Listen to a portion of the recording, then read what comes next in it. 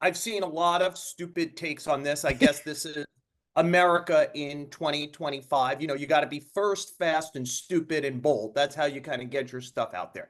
Here's what I would compare it to. Mm. I'd compare it to the tush push. It's a totally legal play.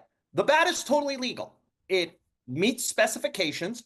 There are only certain companies that can make major league bats for major league teams. They are doing that here. Anybody could do the tush push.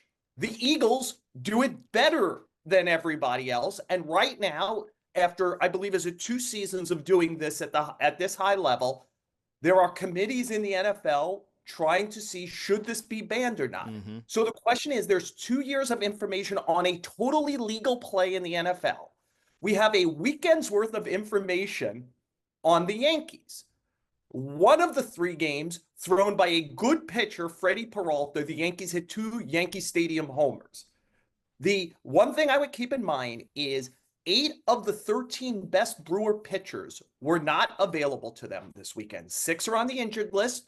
1, Abner Uribe, is suspended, and Jose Quintana started spring training late with a late signing and is going to make 2 minor league starts and then be part of the thing. Did the Yankees see a lot of bad pitching and take advantage of it? In other words, I don't want to jump out and say, let's make something illegal until I get more information. Right. To your point, these bats were being used last year by certain players.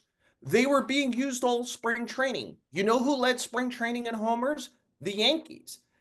In other words, like, why, if the other teams were upset, this is not banging a trash can where I can't see you. This is not shooting steroids in your butt, hidden underneath someplace with your guy.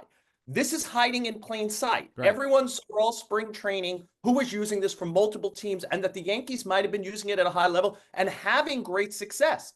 Right? Ben Rice hit a lot of homers. Austin Wells hit a lot of homers. Cody Bellinger hit a lot of homers. The Yankees led the spring training in homers. So there is that. And I just want to say that technology and advancements never change. The bat changes all the time. Mm-hmm. I remember, is it 20 years ago? It feels like a Barry Bonds thing, where was it him who started using maple instead of ash? And there was a big furor about it. Is he getting a big advantage? Then I remember they started cupping the top of the bat to take some weight out.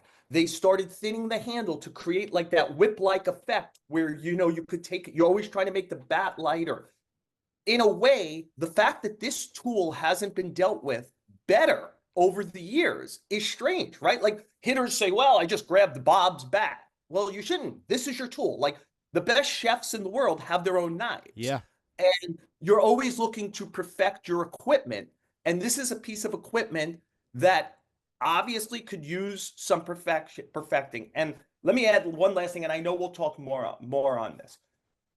Every advantage pretty much over the last 20 years has gone to the pitcher. Yeah.